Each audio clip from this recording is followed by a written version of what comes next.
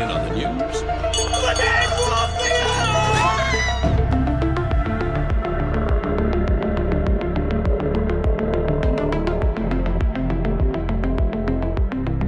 Hello, welcome to Paint by Blunders. Today we are looking at the new Barrow Guard for the Soulblight Gravelords.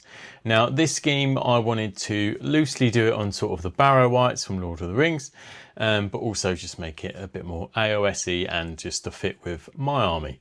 I wanted to make it quite quick and quite easy to do, just because I know this style of army you can have 80 plus skeletons and you want to make them nice and quick and nice and efficient to get them on the board. Now, if you're new to these parts, please do consider subscribing, commenting and liking. Let us know what you think of the video, what things do you like, what things don't you like, what do you want to see going forward, because one, it helps me grow the channel and it helps me put out things that you guys want to see. Anyway, enough of me waffling, let's get to the video. So this is the starting point for our Barrow Guard.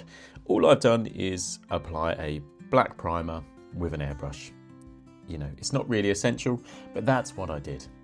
So first up, Ink by Darkness from GW. I'm going to apply this all over because I want it to be sort of my shadow colours, you know, for any bits that I awkwardly can't get to. It's just going to add a nice spooky tone. And it's also going to be the base tone for our armour and the weapons, which, you know, cover most of this mini. I'm applying it with an airbrush. You really don't have to. You could just put it on with a brush. So next up, this is going to be for the armour and weapons. If you haven't seen my Easy Bronze and Verdigris video, I highly recommend you check it out. It's a very easy way to do bronze statues, but this is also the miniature armour version and weapons, etc. You can use any sort of light jadey colour. You could even just add a bit of white to the Ink by Darkness. And I'm going to be watering this down about 50-50 because I want it quite transparent. You could easily use the oxide from GW or Gorse Blaster Green. Obviously this is slightly more blue, that will, you know, lean into the greener tones, but both equally work and they'll look fantastic. As you can see, I'm not being too neat as I'm dabbing this on. That's because the armour is the main focal point, and I know we're going to be using red, and that's got great coverage over the robes. And there's so many small bits of bone that I'm not too worried. Now I love this effect, and I want to show you, you could leave it here with this style of armour and you don't have to add any metallics, and it adds that real aged weathered bronze. Think like the Statue of Liberty, where you can't see any real metallic showing. It is just these dark and light turquoisey tones. And I'm a huge fan of it, and especially the effect you get with these little sponges. So after that step, you can see it looks really effective, super simple, no real time sink, fantastic for army painting. If this was a hero or someone I wanted to add a little bit more pizzazz to, I would go one tone higher and do the same sponging again, but a little bit more sparingly, or I might dry brush just to try and catch some of those higher edges just to add more tone. But I'm not going to do that on these because we're speed painting these. So I'm using Pro Acrylic Bronze now, which is my favourite metallic at the moment. And what I'm going to do is just heavily dry brush all over the armour and all over the weapons. So the beautiful thing about this, and especially with death, and you know, I don't like things to look too regimented, like they've all died and served and done all sorts of, you know, unholy things for Nagash. I want them to have different stages of armour. You know, some have, you know, in my head been in a crypt for a bit longer than the others. So you don't have to be perfect with this stage, which I love. It's the inconsistencies and the differences in each of these models that I think makes them look way more unique and much more striking. And if anything, it takes less effort to make them look like that. Also, I think these minis really lend themselves into trying different ways of doing dry brushing and effects like this. So hardly any paint on the brush, do some circles and sort of the flatter panels to really try and make a smooth blend. You could also do stippling and just blend all of these different ways to add this bronze to the armour. and it will just enhance them, especially when they're together as a unit of like 10, 20 man. So I went red, but when I got to this stage, I was like, oh, do I regret doing the robes that colour and not leading into an Incubi Darkness sort of spooky blue? And I think I might regret my choice in doing them red, but you know, we carry on. So next up, we're going to pick out some of the easy details. I'm just going to use a mid brown. This is Warm Brown by Pro Acrylic. One of my favourite browns because it washes well as like a one and done. Brush brands, we're quite a spoil, I think, as hobbyists these days, but primarily I go between Rosemary Co and Raphael. I love them both. Rosemary Co, if you're in the UK, are a great British company and do some phenomenal brushes. So let's get into the actual bones of the Mini. One of my favourite paints that I try to use in all of my videos, Racar Flesh. It washes so well with oils and normal acrylic washes, and I think it's so underrated for bone, and I like that slightly warmer tone it has to it because I think that's going to complement very well against the cooler armour. And obviously we're trying to be careful here, but there really isn't that much skeleton on display. After that, we're just going to do a nice quick detail, just some silver. There's some chainmail sort of lurking on the back of the helmets and sort of, you know, between the legs, etc. Just a quick detail, just to add a little bit of contrast. You don't have. Also, if you wanted, you could use the silver to do some scratches and some edge highlights on the actual bronze armour. So after that, we're going to start working on the robes. I'm going to be using a burnt red by AK Interactive, but you could use corn red or just any nice dark red. Even Mephiston would be dark enough for this. And we're going to just go around being as neat as we can, putting 2 thin coats on all the lower parts of the robe and the robes on the arms. Then after that, we're going to use our bright red. I'm going to use Bold Pyrrole Red by Pro Acrylic, one of my favourite reds. And all we're going to do is stipple it on, and we're going to favour the bottom of the robes. Now I'm just using a small dry brush to sort of stipple this on, and what we want is that nice almost texture that it leaves, because it's going to give it a nice worn quality, especially when we add sort of the washes afterwards.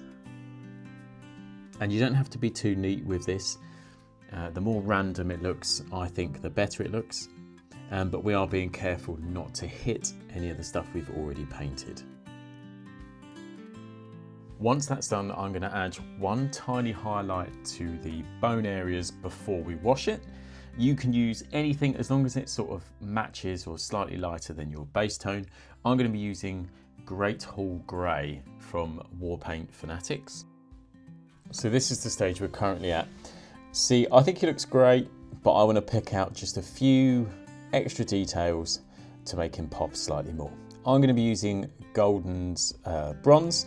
If you don't know who Golden acrylics are, they do all sorts of acrylics in different shapes and sizes. This is a tube of the sort of heavy bodied metallic, so you do have to make sure you add a little bit of water to it, but they are phenomenal, and I do think they are slept on by a lot of miniature painters.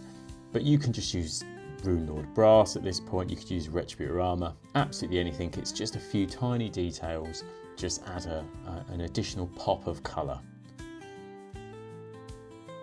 So this is where I'm going to apply a uniform wash to sort of tie the whole piece together. If you don't use oil washes, I would use a 50-50 Rattling Grime wash, and I would cover everything apart from the armour. I would just use a recessed shade on that. For my streaking grime lovers, I would just thin it so it's not as thick and cakey, maybe, you know, 30-40% to thinner, and that would give you a very similar result. But I just wanted to have less of a green tone, and I'm obsessed with using oil paints. So I'm going to decant a little bit of this Van Dyke brown onto this bit of paper, and that is going to start absorbing some of the oil within the paint, and that's just going to help us out with some drying time. After that, I'm just going to add a little bit of artist spirits that I can thin this paint down with. Now with oils, I always recommend getting some cheap oils to start, just to see how you enjoy using them. But when you start thinning paint, depending on the quality of the pigment and how good the paint is, depends sort of how much you can thin it down by before it starts separating and the pigment, you know, sort of separates as such, and you get this really nasty sort of wash that doesn't really work. But the higher quality ones work quite well. And as you can see, as I thin this down, you can see the sort of the warmer reddy tone that is in this brown, which is going to be so nice for the bone and also the red robes. But also because of how bronze looks and how this is only really going to sit right in the recesses of the armour, it's going to look quite effective. And when I apply this to the model, I'm going to be using sort of an older brush or just a cheaper brush essentially. Your nice Kolinsky sable hair brushes don't want to be anywhere near this stuff.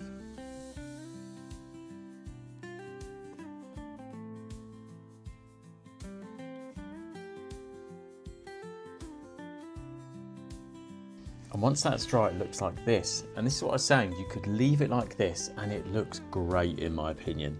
And some of mine will stay like that because I want that variety of aging. But for this video, I'm just going to show you how I'd use a tiny piece of makeup sponge, and I've just got the smallest amount of thinner. And as I'm sort of dabbing and wicking away, it's just reactivating that oil and allowing it to be pulled off the miniature, leaving the acrylic base layers that we've done before. And it adds a really nice, smooth transition and a gorgeous sort of matte finish. If you don't have any makeup sponges, you can just use a soft bristled brush and it will also work. Thinners, you can use artist thinners, or you could just use regular DIY store white spirit, but these tend to be a bit more smelly but much more cost effective. And this is them afterwards, and these again, another stage, you could leave them here and they are done. But all I'm going to do is come back with some of the original base tones and just give them a little dry brush, a little stipple, just to add a few more bright spots, and then I'm going to base them and then we're going to get them on the table. So we're dry brushing on a little bit of bronze, then we're going to stipple on and dry brush a bit of that bright red, and just very lightly pick out some of the highest edges in our lighter bone tone.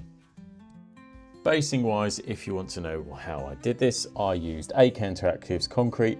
I tend to use this as the base for most of my miniatures that aren't going to be desert or mud, because this is just a really nice light grey and it paints, washes, stains down really well to the tone I want. Once that was completely dry, I applied 2 washes. Firstly, I used Pro Acrylics Payne's Grey, which is one of the new amped washes, which I think is fantastic. And then I come in with the classic Nuln Oil from Games Workshop. After that, I'm going to smush in some pigment powders in a light grey to give it a sort of eerie, spooky tone. As always with pigment powders, I do like to put a little bit over the feet and the bottom of the legs, just to try and tie in this dust, debris, or whatever it is that they're marching through, and sort of hit them as well. After that, when it comes to the rimming, some of you may have seen my review video on the play markers. I wasn't a massive fan, but I did think the black play marker was so handy and so easy for just doing the rims on bases. Well worth the £2.50 for that alone. And with that stage done, that completes our Barrow Guard Skelly Bobs, looking nice and effective for the tabletop. So I hope you enjoyed this little tutorial. I hope it helps you out in getting these nice and ready on the table, because these sort of more hoardy sort of armies can be a real drag and really get you down. If you did enjoy the video, please do consider subscribing, like I say, because it really does help. Sharing the videos gives us a huge boost, and also just any likes, comments. What are you going to do? And what does your army look like?